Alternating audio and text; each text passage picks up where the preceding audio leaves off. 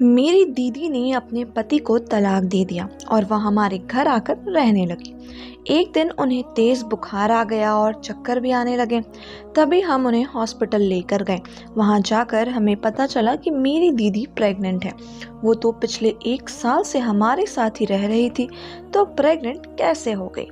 यही राज जानने के लिए मैं एक दिन उनके कमरे में छिपकर बैठ गया। फिर जो मैंने देखा उसे देखकर तो मेरे पैरों तले से जमीन खिसक गई। मैंने देखा कि मेरा नाम रवि है, घर में सबका लाडला बेटा था। इसी वजह से हर बार मेरे और मेरी बड़ी बहन के झगड़े में हर बार दीदी को ही डांट पड़ती थी। दीदी ग्रेजुएशन कर रही थी और मैं 11वीं कक्षा में था। अक्सर दीदी मुझे पढ़ाने के लिए बैठाती तो मैं कोई ना कोई बहाना करके वहाँ से जाने की कोशिश करता। इसी वजह से हमारा झगड़ा हो जाता और सभी दीदी को ही डांट देते। उस समय उन्हें जो डांट पड़वाने में मज़ा आता था, वो ही आज मेरे सामने अफसोस बनकर खड़ा था, क्योंकि उनका रिश्ता पक्का कर दिया और कुछ ही समय बाद वो इस घर से चली जाने वाली थी। मुझे बुरा लग रहा था कि मैं हमेशा से ही उनके साथ झगड़ा करता, लेकिन अब तो उनके बिना पूरा घर सूना हो जाएगा।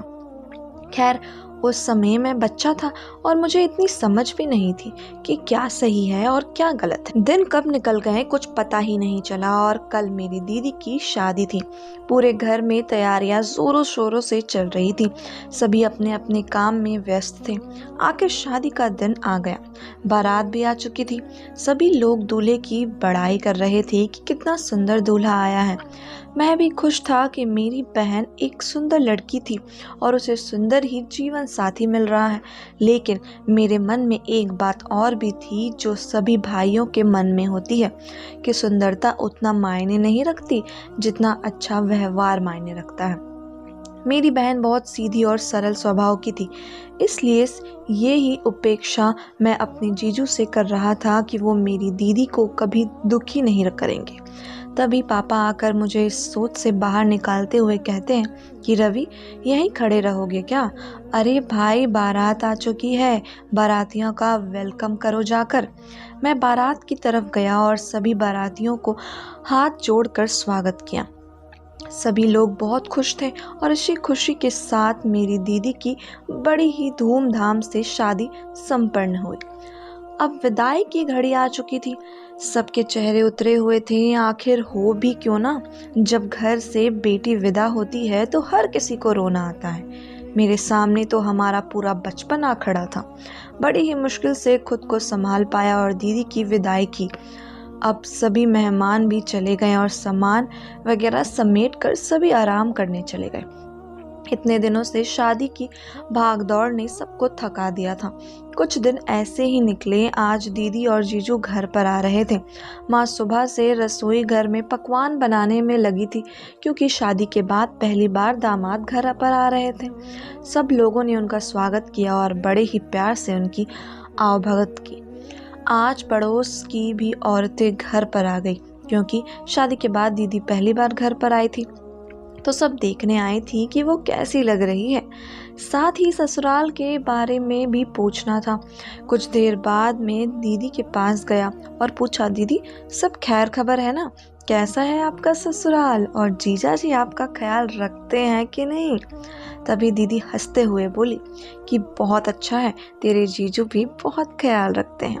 मुझे किसी भी तरह की कोई कमी नहीं है। सब लोग मुझे अपनी बेटी की तरह ही रख रहे हैं। मुझे बहुत संतुष्टि और खुशी हुई कि दीदी अपने ससुराल में खुश है। आखिर मैं यही चाहता था, क्योंकि मेरे मन में भी अभी भी अफसोस चल रहा था कि मैंने अपना पूरा बचपन और जवानी दीदी के साथ झगड़ा करने में गुजार दी है। लेकिन जब उनके साथ बातें करने का, उनके साथ घूमने फिरने का टाइम आया तो उनकी शादी कर दी गई। अब उनको ससुराल में किसी भी तरह की कोई दिक्कत नहीं होनी चाहिए।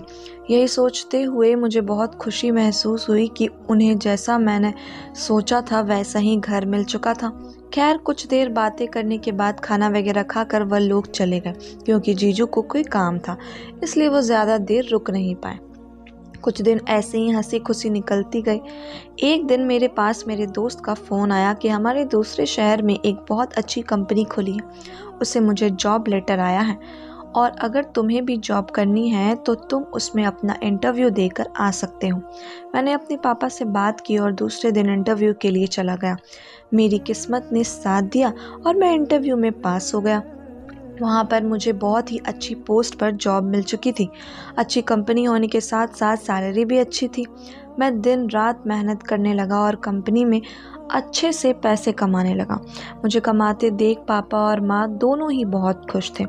जब दीदी को भी यह बात पता चली तो वह मुझे बधाई देते हुए कहने लगी कि क्यों रे छोटे, तो कब से इतना बड़ा हो गया कि कमाने लग गया है।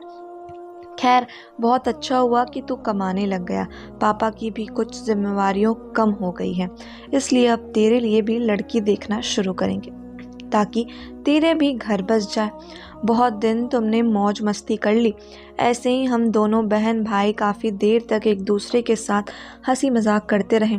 फिर दीदी ने फ़ोन कट कर दिया और मैं भी सोने चल गया। एक दिन दीदी और जीजू का कॉल आया। उन्होंने मुझसे बात नहीं करते हुए माँ और पापा से बात करवाने के लिए बोला। मैंने फ़ोन पापा को पकड़ा दिया। तभी पापा से बात करते हुए दीदी ने कहा कि हमने रवि के लिए एक लड़की देखी है। मेरी बुआ सास की लड़की है। वो लोग अपनी बेटी का रिश्ता देख रहे हैं, इसलिए मैंने रवि के बारे में उनसे बात की। उन्होंने कहा कि हाँ ठीक है, अगर तुम्हारे जैसा ही तुम्हारा भाई हो तो हमें रिश्ता करने में कोई हर्ज नहीं, इसलिए वह कल रवि को देखने आ रहे हैं। तभी पापा कहने लगे कि बेटा, लड़की की जांच पड़ताल की ना तूने? क्या हमारे खानदान के जैसे ही मेल खाने वाली है ना? तब मेरी दीदी कहने लगी कि हाँ पापा, लड़की बहुत अच्छी है, पढ़ाई में भी अच्छी है और संस्कारी भी अच्छे हैं। तभी माँ पापा भी खुश हुए कि अब हमारे घर में बहू आ जाएगी। दीदी के जाने के बाद जो रौनक गई थी वो लौटने वाली थी। पापा फ़ोन रखते हुए मुझे कहने लगे कि कल तुझे देखने आ रहे हैं, इसलिए तैयारियां में लग जाओ। माँ ने भी तैयारियां शुरू कर दी, साफ़ सफाई करने लगी और पापा भी बाज़ार चले गए क्योंकि कल सुबह वह जल्दी आने वाले थे, इसलिए पापा अभी से सारा सामान लेकर रखने वाले थे। दूसरे दिन वह लोग मुझे देखने आ गए और उनको हमारा घर बार बहुत पसंद आया और इसी तरह मेरा रिश्ता भी पक्का हो गया। लड़की का नाम स्नेहा था। मैं और स्नेहा एक दूसरे से बात करने लगे। अब मुझे भी स्नेहा भाने लगी और स्नेहा को भी मुझसे प्यार हो गया। ऐसे ही दिन निकलते गए और शादी की तारीख पक्की हुई और मेरे और स्नेहा की शादी हो गई। हम लोग राजी खुशी अपनी ज़िंदगी गुजार रहे थे। तभी एक दिन हम सब बैठे चाय पी रहे थे, तभी हमारे घर के दरवाजे की घंटी बजी। दरवाज़ा खोला तो देखा कि सामने दीदी खड़ी थी। हम लोग चौंक गए कि दीदी अकेली यहाँ कैसे? वो आज तक कभी अकेली नहीं आई थी, हमेशा से ही जीजू के साथ आई थी। हम लोगों को थोड़ा घबराहट जैसा हो गई। फिर पापा उन्हें अंदर लेकर आए और पूछा कि क्या हुआ बेटी, तुम इस समय अकेली कैसे? पहले फ़ोन भी नहीं किया कि तुम आने वाली है, सब खैर है ना? तभी दीदी की आंखों से आंसू बहने लगे और वह कहने लगी कि पापा, मुझे वहाँ नहीं रहना। अब तो हम लोगों के जैसे होश ही उड़ गए थे, क्योंकि जब घर की बेटी इस तरह की बातें करे तो कौन खुश होता है। मैं भी घबरा गया। तभी पापा ने कहा, क्या हुआ बेटी, तुम ऐसा क्यों बोल रही हो? तभी दीदी कहने लगी कि वह लोग बिल्कुल अच्छे नहीं हैं, मेरे साथ बहुत गंदा बर्ताव करते हैं। फिर मैंने दीदी की बात काटते हुए कहा कि आप तो बोल रहे थे कि वह लोग बहुत अच्छे हैं, जीजू भी आपका बहुत ख्याल रखते हैं, तो फिर अभी ऐसा कैसे हो गया? तभी दीदी कहने लगी कि उस टाइम सब कुछ अच्छा था, लेकिन अभी कुछ अच्छा नहीं है। तेरे जीजू भी मेरे साथ बिल्कुल अच्छा व्यवहार नहीं करते। मेरे सास ससुर तो मुझे खाए नहीं छोड़ते। आखिर मैं क्या करूं? इसलिए मैं थक हार कर यहाँ पर आ गई। माँ जल्दी से रसोई में गई और उन्हें पानी पिलाया। तभी स्नेहा ने भी दीदी को पास बैठाकर कहा कि ऐसा कैसे हो सकता है दीदी, ज़रूर आपको कुछ गलतफहमी हुई होगी। मेरे मामा मामी तो बहुत अच्छे हैं, वो ऐसा कैसे कर सकते हैं? तभी मेरी दीदी बोली कि जो लोग ऊपर से जैसे दिखाई देते हैं वैसे अक्सर अंदर से होते नहीं हैं। अगर तुमको विश्वास नहीं हो रहा है तो तुम उनको फ़ोन करके पूछ सकते हो, और भला अपना घर उजाड़ कर कौन खुश होता है? मैंने बहुत कोशिश की थी कि वो वहाँ पर जैसे तैसे अपना घर बसाएं, लेकिन जब पानी सिर से ऊपर निकल गया तो मुझे आना ही पड़ा। अब तो हम सब लोग मायूस हो चुके थे कि अच्छी खेती हमारी ज़िंदगी में यह कैसे तूफ़ान आ गया था। खैर कुछ देर बाद पापा ने दीदी को शांत करवाया और मेरे जीजू के पास फ़ोन किया और कहा कि क्या बात हो गई दामाद जी, हमारी बेटी से कोई गलती हो गई है क्या? तभी उन्होंने कहा कि जी नहीं, वह सब आप अपनी बेटी से ही पूछिए, और उन्होंने फ़ोन कट कर दिया। अब तो हम लोग और भी परेशान हो गए कि कहीं कोई और बड़ी बात तो नहीं हो गई हो जिसका कोई सॉल्यूशन ही ना निकले। हम लोगों ने दीदी से बहुत बार पूछने की कोशिश की, लेकिन दीदी बस रोए जा रही थी और इतना कहे जा रही थी कि मुझे वहाँ दोबारा वापस नहीं जाना है। मुझे तो अब दीदी की टेंशन के साथ साथ स्नेहा की भी फिक्र होने लगी थी, क्योंकि वह दीदी के ससुराल वालों के लिंक से थी। मुझे पूरा डर लग रहा था कि कहीं स्नेहा को भी वह लोग यहाँ से ना लेकर चले जाएं। मैंने स्नेहा को अपने कमरे में बुलाया और कहा कि स्नेहा, ज़रा तुम अपने माता पिता से बात करो और उनसे पूछो कि क्या बात हो गई है जिससे दीदी इतनी परेशान होकर यहाँ आ गई है। अगर दीदी की गलती हुई तो हम दीदी को समझाएंगे। फिर स्नेहा ने अपने माता पिता को कॉल किया। उनके माता पिता ने कहा कि पता नहीं इन लोगों को क्या बात हो गई है, हम लोग तो बिल्कुल वाकिफ़ नहीं हैं।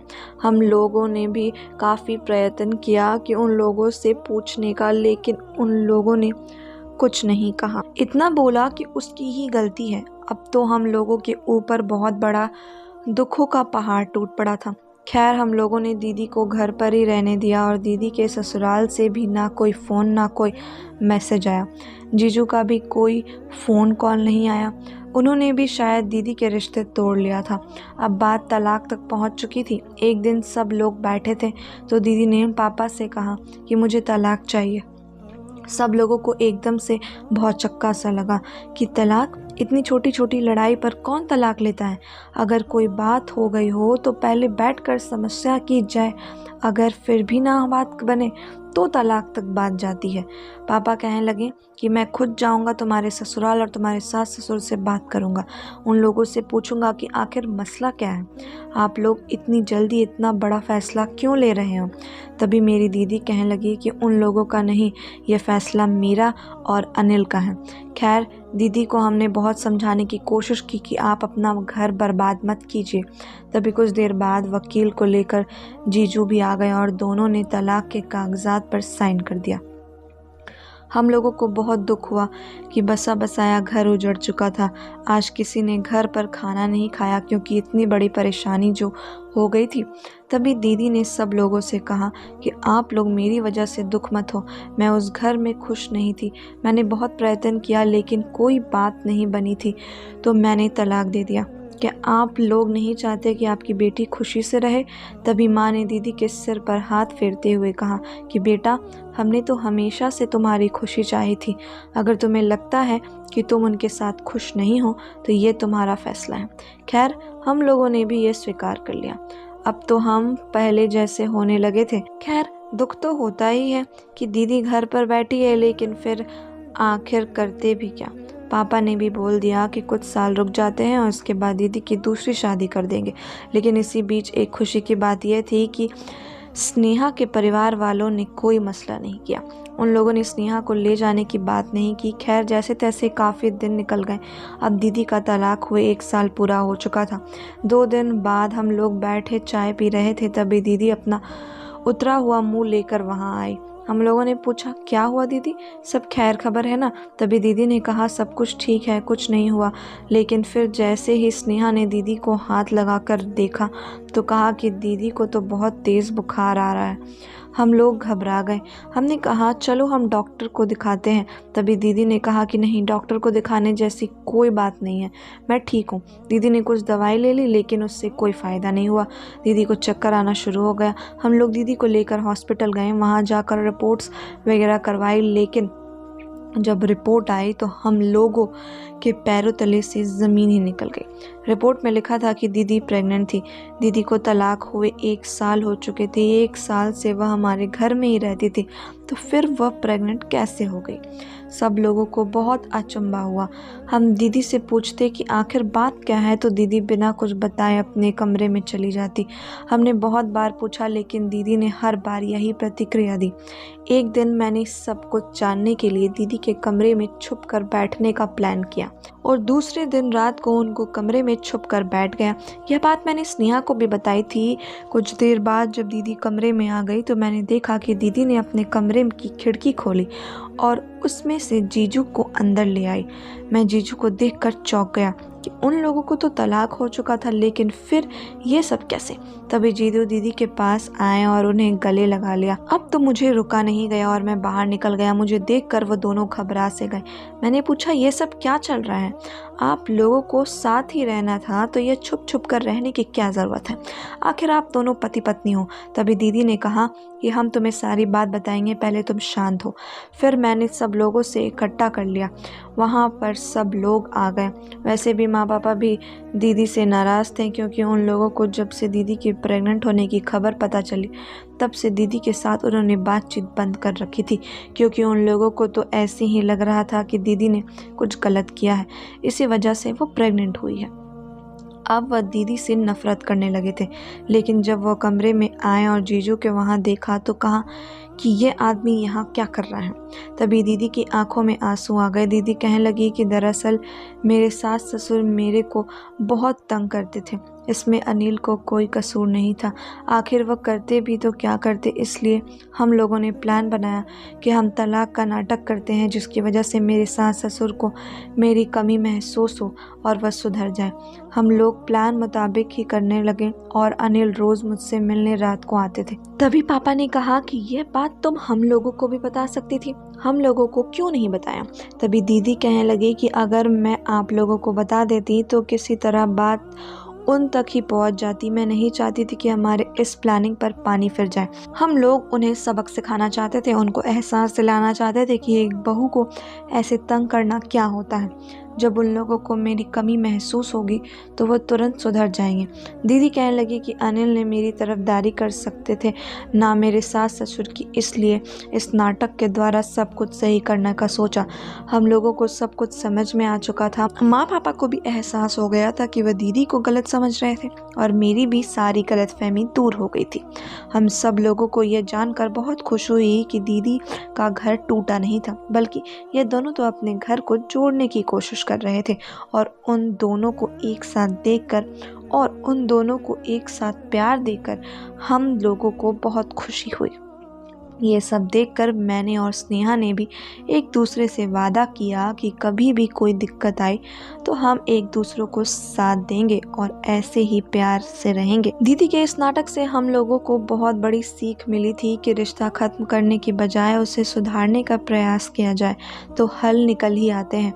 शांति से किया गया काम हमेशा गुस्से पर भारी पड़ता है और टूटते रिश्तों को बचा लेता है। धन्यवाद दोस्तों।